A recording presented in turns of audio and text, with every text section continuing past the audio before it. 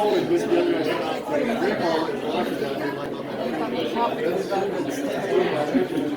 how nice. Got a camera.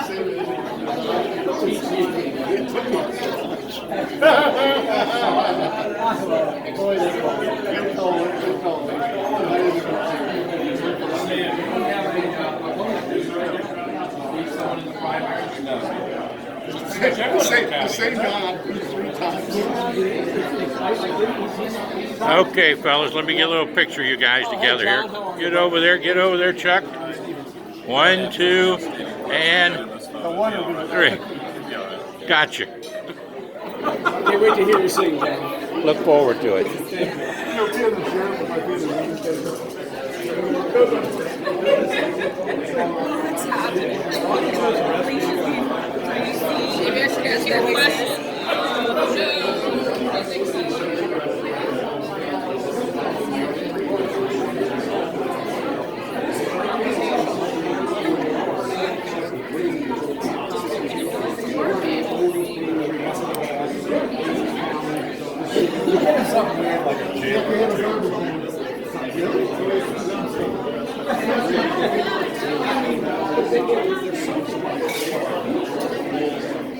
Trey was with the Stephensons here with Chris Reinersman, and Chris is the mayor of Independence and running for re-election.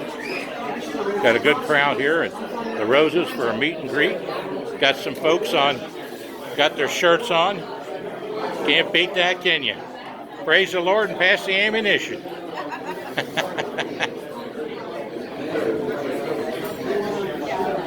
There's Chris over there.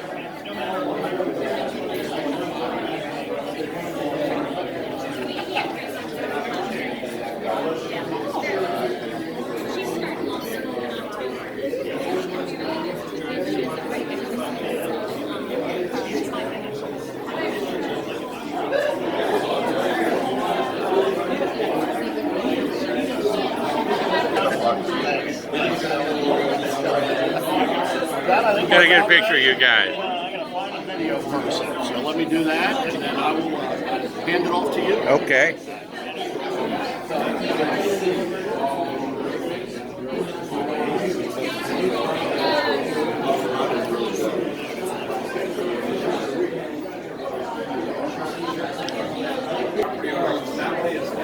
Just don't push the big white button or the bottom button. The only one you need to push if you want to take the stills and tight top. Gotcha.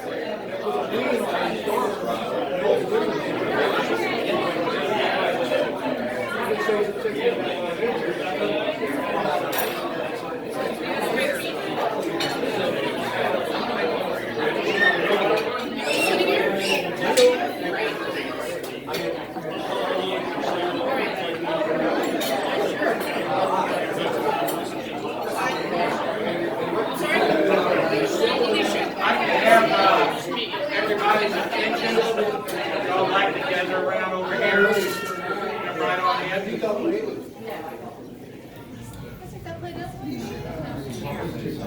I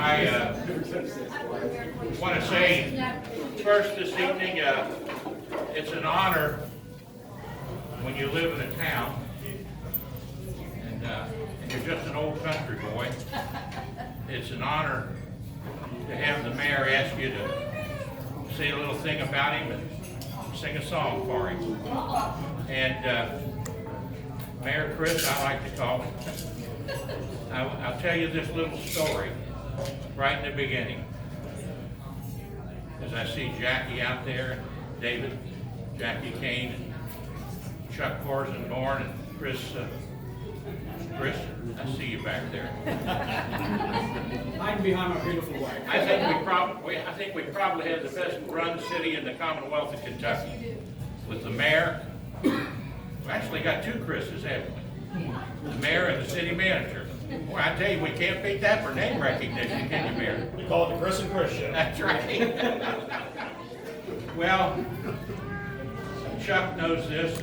Got some city council members here too, I understand. We might have lost our last one, John. Just slipped out the door. Did we? Well, back many months ago, a lady in her 90s and her sons came to me and asked me if I could help bring an honor to the family. Her name was Alita Smallwood. She lived down there across from the city building long before anything was built out here. And I grew up on Martin and Malton Roads with her two sons, David Smallwood and Eddie Smallwood.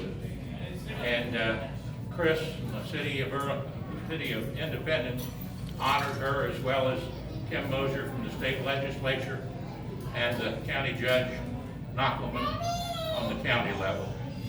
And that was quite an honor for her, a lady who's read her Bible through completely 50 times, and who's led mission work across the world. And I just love the fact that I got a chance to honor the lady that my mother was a Sunday school teacher for at a little Baptist church down in Kenton, Kentucky. And I know, Mayor, I thank you both for that, but I thank you also for your honest government that you run. And that's something that's very valuable. So tonight, I wanted to sing this song for you, as I've sung in every county in Kentucky. In fact, I can honestly say I'm the only living Kentuckian who's been in every county in the state at least 5 times and filmed the history of all 120 counties. And I sang this song not only in every county but the legislature.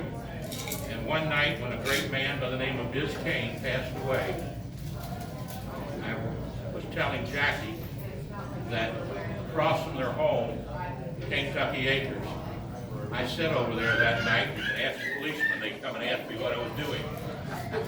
And I sat over there that night and sang my old Kentucky Home for Biz and for Jackie, because it was in my very first campaign for Congressman John Breckenridge, Chuck, and I ran his campaign for him, that Biz and Jackie served as his chairman in Kenton County. And I wanted them to know that I had never forgotten that favor for the congressman, and what an honor it was to have the Canes and that family farm there from Simon Kenton. And it's named after Biz Kane now, the road that goes by there. So the song is My Old Kentucky Home is taught to me by Happy Chandler in 1968. And I remember it dearly, but he said to me, son, when he poked me on the chest, he said, I'll teach you how to sing it, but you got to sing it from your heart. And that's what I'll do tonight. Oh, the sun shines bright on my old Kentucky home. Is summer, the children at play. The corn tops ripe, and the meadows are in bloom, and the birds make music all the day. We no more, my ladies, oh, we no more today. We will sing one song for my old Kentucky home, for my old Kentucky home, far away. Now, before I sing the last verse, if you were to reach over right now and touch the pulse of the person next to you, if you'd like to do that, feel good. If you don't find a pulse, call Chuck.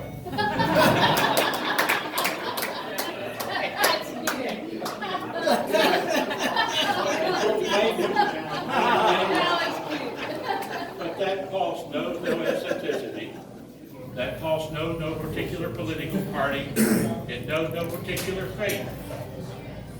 And it knows no particular race. In fact, the only race it knows is God's human race, which we all are a part of, regardless of our colors, our backgrounds. And the greatest gift that God gave us is the gift of love. That's the greatest gift. And today, I know the mayor joins me in this, and the city manager, in asking all of our citizens to give love to the other citizens. When you see a child, you reach down and you touch them on the head and you tell them you love them. When you teach a senior, you reach down and touch them and tell them you love them. A husband, a wife, a daughter or son, you tell them you love them. Regardless of our party, remember that God watches over all of us.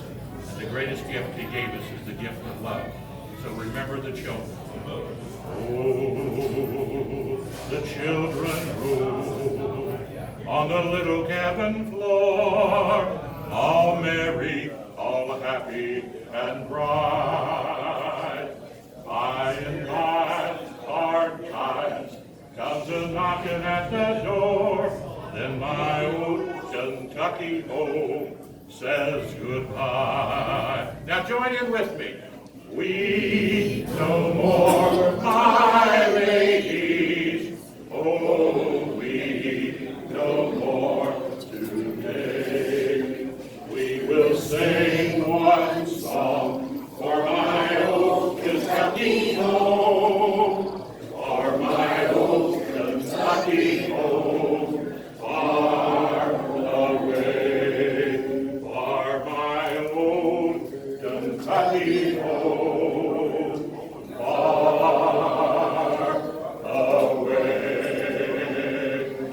America, God bless Kentucky, and God bless independence, and Mayor Chris Reinersman. Praise the Lord, happy independence, happy Christmas.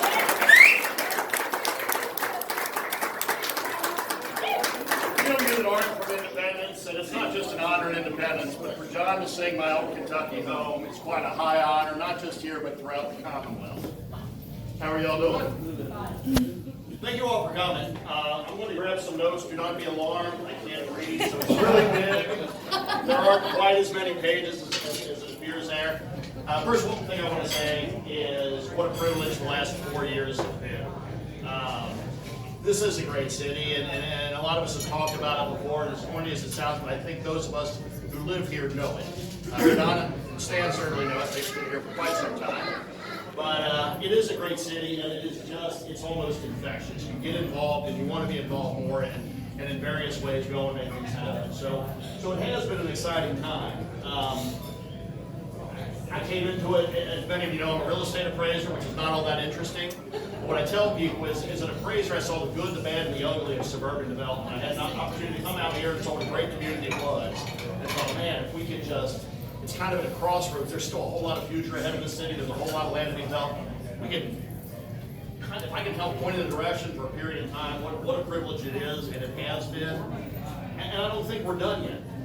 John alluded, we talked about the Chris and Chris show, and everything I'm going to talk about, and I think we've accomplished a lot in the last 4 years, but it's we have accomplished a lot. And first and foremost, I have to give credit to Chris Marconi.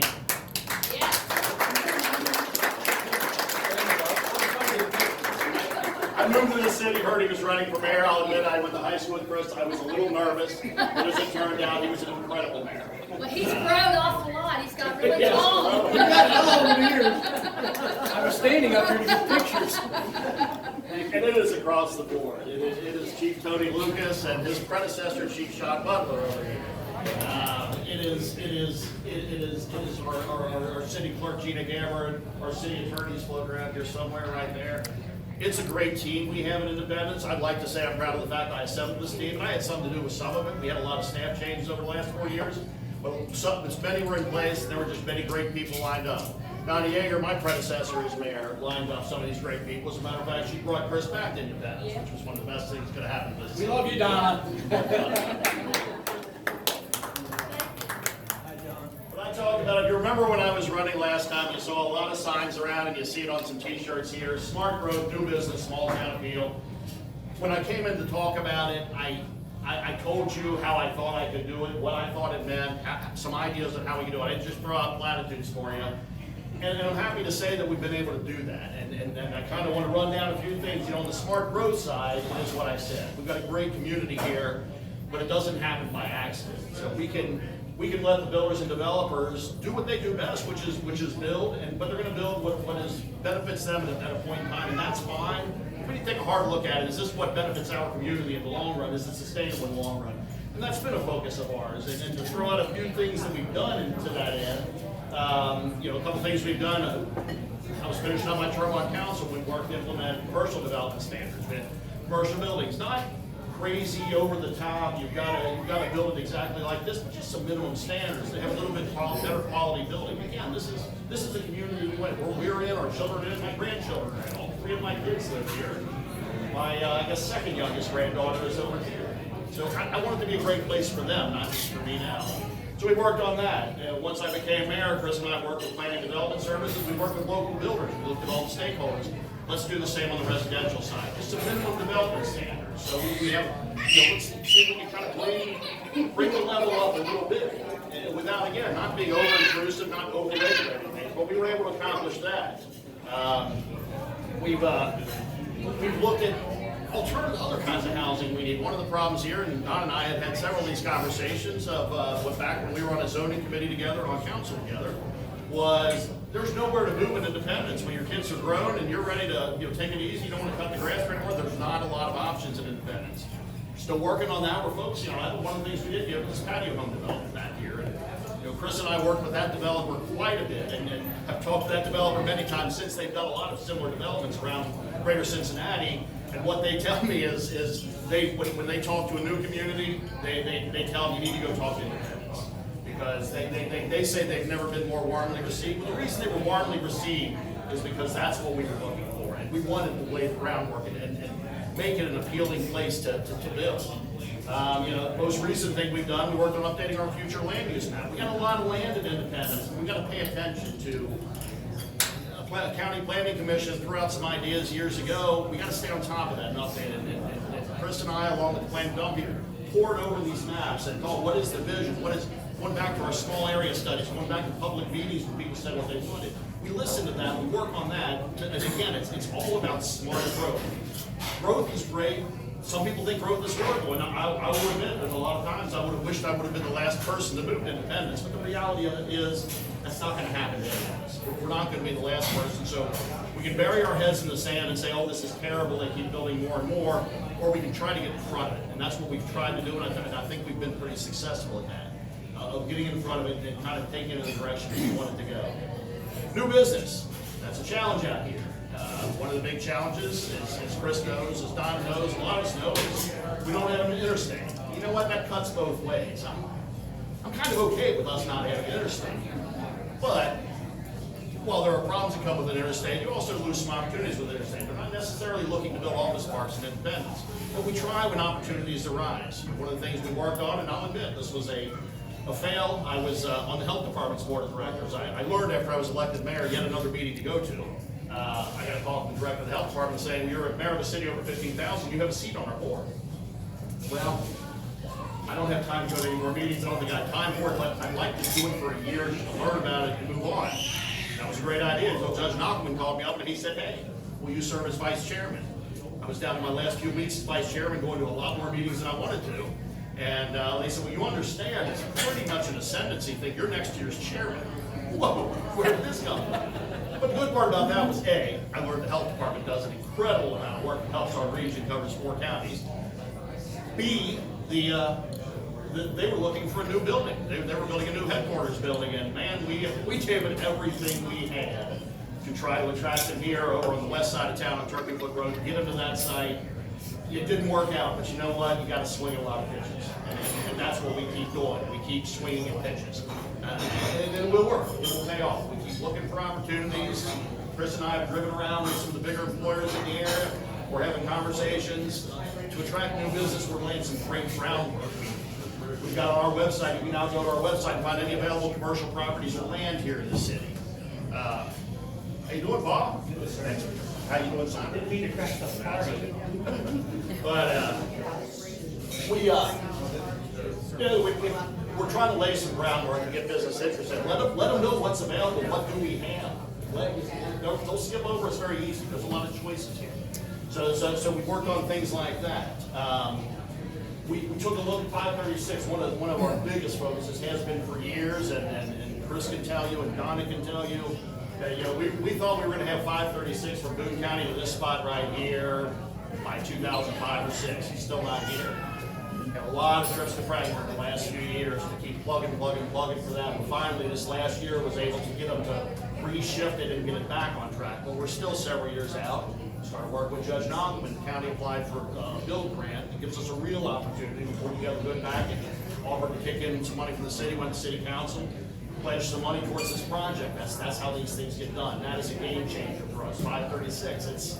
It's going to be growth, but it's the kind of growth that we need. It's some real opportunities for economic development.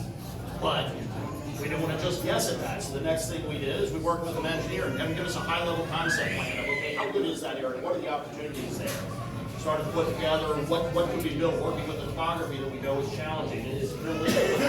Yeah, it turns out you can put well over 1 million square feet into that area of whether it's office, light industrial, whatever. There's some opportunities there. We're currently working on now a cost benefit analysis. Okay, what does this mean? If we have 1 million square feet, what can we do with it? Let's look at the averages. We know the industry we have. Big eye-opener for me was when I first became mayor, I knew Holden Drive on the west side of the city, the industrial park, was falling apart. But it was going to be about $600,000 to replace. At that time, we were $750,000 was our road budget. And every time I was out campaigning for council, people were saying, when are you going to fix my road? When are you going to fix my road? And they were right. We could not, the city's so big, we couldn't keep up. I don't know how we pulled out $600,000. We took a hard look at our finances. We took a look at our reserves. Said, you know what, we're going to pull $600,000 out of our reserves to fix this road. Because the other thing I did is I asked our finance director to show me what does Holden Drive bring to the city. Well, it turns out they bring to the city over $600,000 a year. They account for 8 to 9% of our revenue, overall revenue to the city. So yeah, I don't want those companies leaving because their trucks can't get down the road. You got to focus on what's important.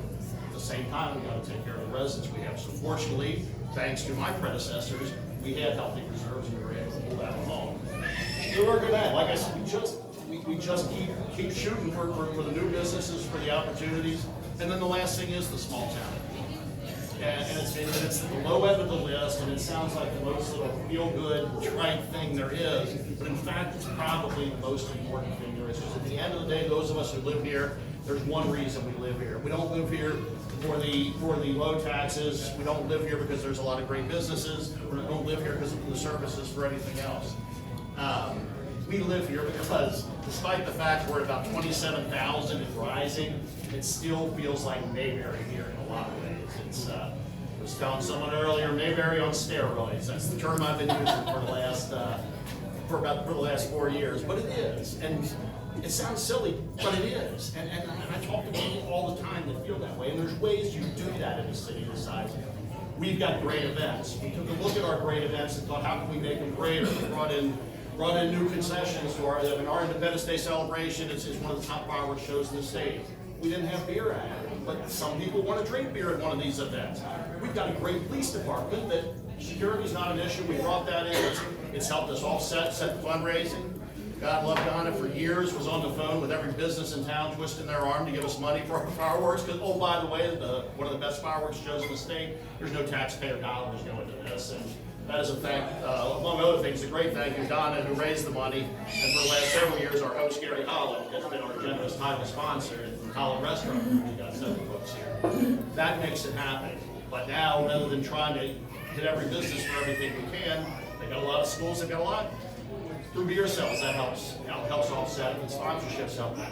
We took that model, we took it to more events. Started this, one of my favorite things, by far not the biggest thing we've accomplished, but the parties in the park we started this year. People go downtown on a Thursday night or a Wednesday night to hear a band, have a few drinks, hang out, whatever. You had to go downtown for that. And I can't fix it every week, but what we've done this last year and plan on continuing in future years is once a month you can come here on a Thursday night and we'll have a great band down at the Donnie Yeager Memorial Amphitheater. Not the Memorial Amphitheater, I'm sorry. Don and I had this conversation about this the other day. At the Donnie Yeager Amphitheater. We got a great facility. You can go, you can listen to the band, you can have a few beers, you can get some food. We got food trucks, we have the Rosa's Pizza. We've got inflatables for the kids. And that's all done with we have a sponsorship, a title sponsor for the event, beer sales offset some of the costs. We're doing that at virtually no cost to the taxpayer. So that's a win. I mean, those are the events, those community events, those are the things that foster. We've got a lot of great ones. And we just keep growing those, we focus on those, we don't lose focus on those things. it keeps us feeling like a small town. The other thing, which is kind of, I guess, counterintuitive or to Mayberry, is our Facebook page was a big focus of mine. Say what you will about social media, and believe me, I have my issues with social media. Say what you will about it, but one of my main focuses was, man, we have a great resource here to reach out to our citizens easily. We've tried email lists and various things. Let's just really try to get people excited about this Facebook page and grow it and do what we can. And we did. I think when I came in, I want to think we were somewhere around 3,500 or so likes, maybe. I can't remember. We're almost to 10,000 now. And people are active on it. People talk about stuff. People talk about events. When we post a movie at the park, it's a constant. I get notifications on my phone every time somebody posts on there. And it's a constant stream of it's just somebody tagging somebody's name to let them know. Or, hey, we're not doing anything Saturday night or whatever, things like that. That's what gets it going. It's things like that. It gives us the opportunity for these conversations to get us together, and it's actually what gets 27,000 people feeling like neighbors. And that's work. So, you know, I feel like I came in with smart growth, new business, small town appeal, and heaven knows there were certainly, we haven't done everything we want to do. There have been mistakes along the way and everything else. But at the end of the day, we're working in that direction. We're just not done getting there. Also realize that it turns out mayor is not just about being a cheerleader for the city. There's some real work to be done. And again, thankfully I have the likes of Chris Marconi and a lot of other great people that can help run the day-to-day business of the city, but we had some day-to-day challenges in the city. Somebody knocked down my bridge right after I became mayor. The Kelly Road Bridge, truck takes it out. Yeah. Go to the engineers, and it's going to be a couple $1 million to replace it. We don't have a couple $1 million. We went begging to the state. Luckily, we have great legislators now that help us out on things like that. State did what they could. We just kept working and working, hammering and hammering and hammering. We ended up working with the county, with Judge Knopfler, and getting together, figuring out a way that we could replace this bridge. And a lot of people said close the bridge, and you know what? I understood the people on Kelly Road. That was a great thing. They were on a little country road years ago, and all of a sudden it's a major artery. And at the end of the day, we got an elementary school, we've got a middle school there. People got to come across from the east side of town. It's just, we had to get it open. We got it open. Worked with the county. We partnered with their public works. We were able to do it for a few $100,000. And we, again, with the help of the state and everybody else, we got that one done. We found ourselves staring at the literally, our insurer came to us a year or so in at the highest workers' comp rates in the state. We had a bad run of some injuries, a lot of time off. I'm not a doctor. I don't know why that was, but we seem to have a problem, and a lot of the experts seem to think we had a personnel policy that, well, I was going to let you have up to 6 months off with full pay. And maybe that was encouraging some of this and is driving our rates to the thing.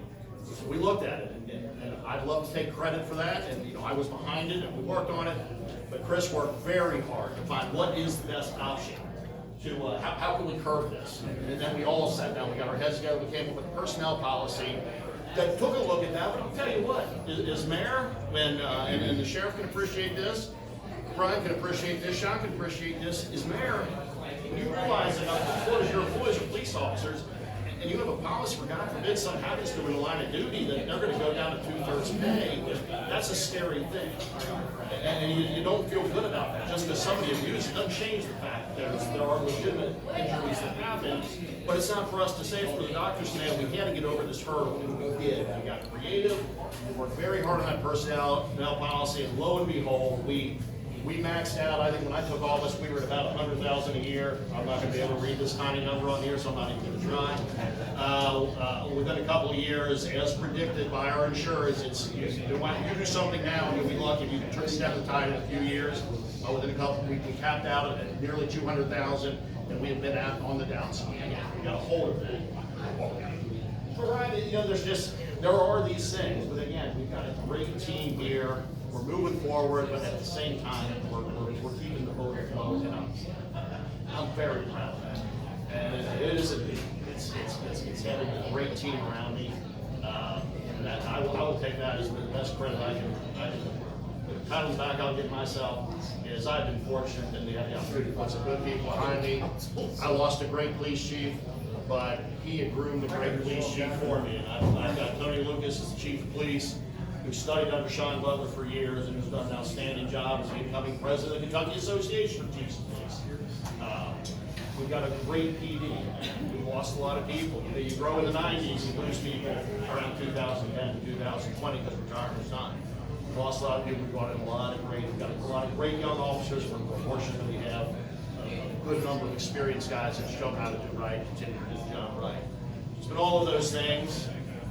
All I'm asking is, I'm having fun. I'm not done yet. Give me 4 more years. That's right. That's right.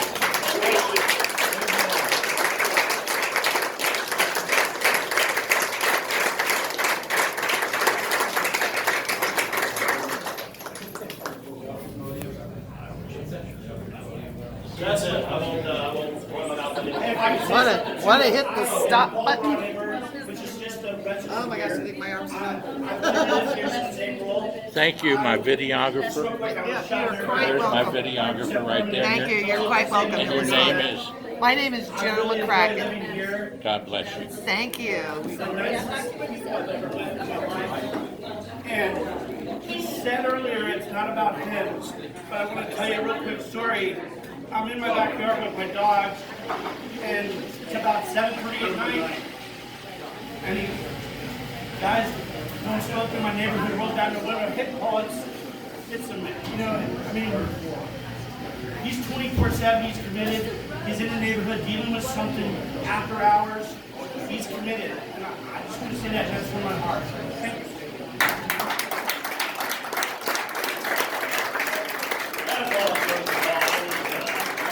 This job has a lot of great privileges.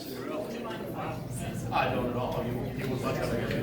No, not at all. But I just wanted to say a few words on behalf of Mayor Reinersman. I'm Kim Mosier. I'm your state representative, and I just want to say. Hey, Kim. Chris Reinersman is the biggest advocate for independence in Frankfurt. You know, we hear from a lot of mayors, but you know, I of course work very closely with Chris. I vote her regularly. Well, but it's good, and this is how we know what we need to work on, what we need to focus on the state level. So when Chris comes to us and he wants to talk about a road project, you know, we listen. And I was able to help reprioritize some road projects. 536 got bumped up, and it was because Chris came and told us that this is what the residents want. So it's these kinds of partnerships that really work to help us collaborate on a state and local level. You know, look at the development here. Look at the great things going on. So I couldn't be prouder to support Chris Reinersman for mayor. And you know, if there's anything that I can do for anyone, you know where to find me. That was I appreciate your kind words. In the first term, she took Frankfurt by storm. Yeah, she was involved in everything what everybody was talking about, but I will tell you, and I had more trips to Frankfurt with the pension issue and everything else between that and 536 than I ever have before. And there was just never a question. And sometimes, as Chris and others can attest, don't go absent-minded. Sometimes I would forget, I'm shooting her texts, I'm getting in the car up here to drive down there and say, I'm so sorry, is there any chance you got time to see me? She found time to see me in what was probably the craziest legislative session in years. It's a little busy. We've got one heck of a representative. Amen.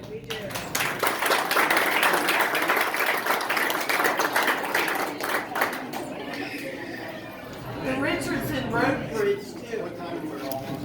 Thank you. Oh, that's right.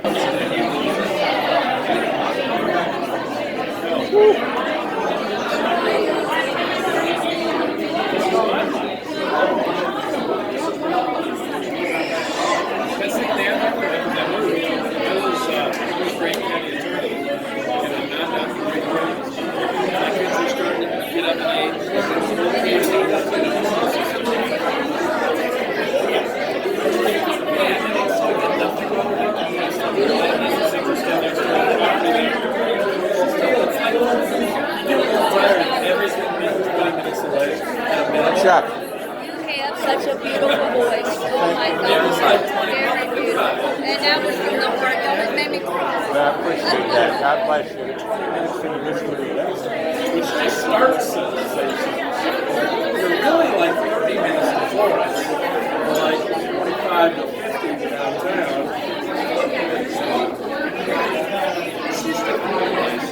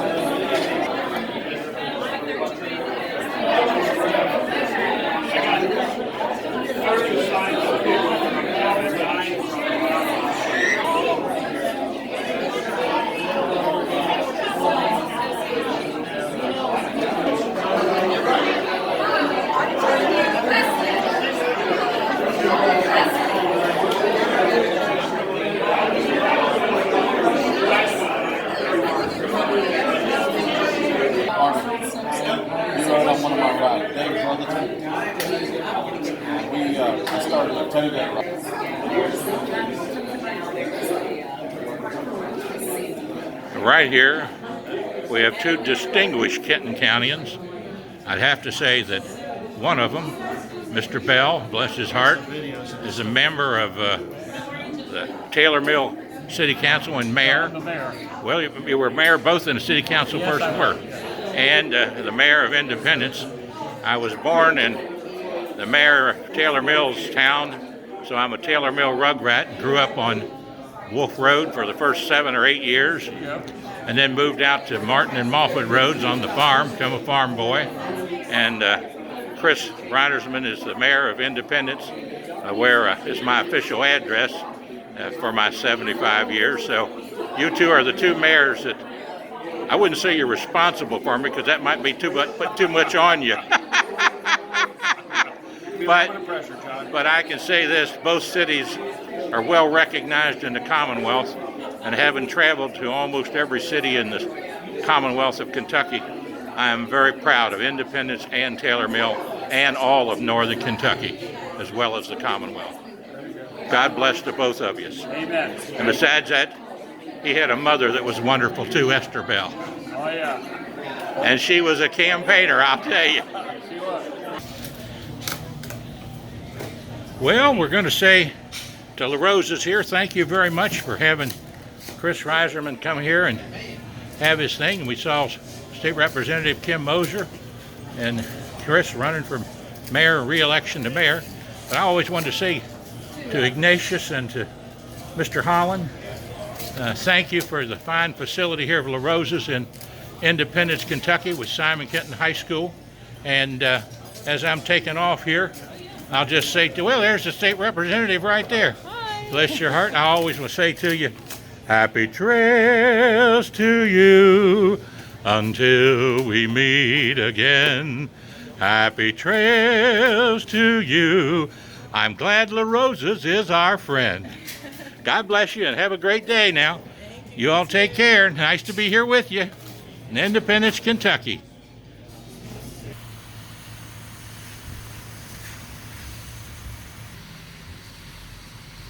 Travels with the Stephensons, John Stevenson here, 859-750-0000, and watch us on Spectrum, channel 422. Are you ready? Are you ready for the Lord? Every night, Monday through Friday at 5 o'clock. Catch us out in there and on YouTube.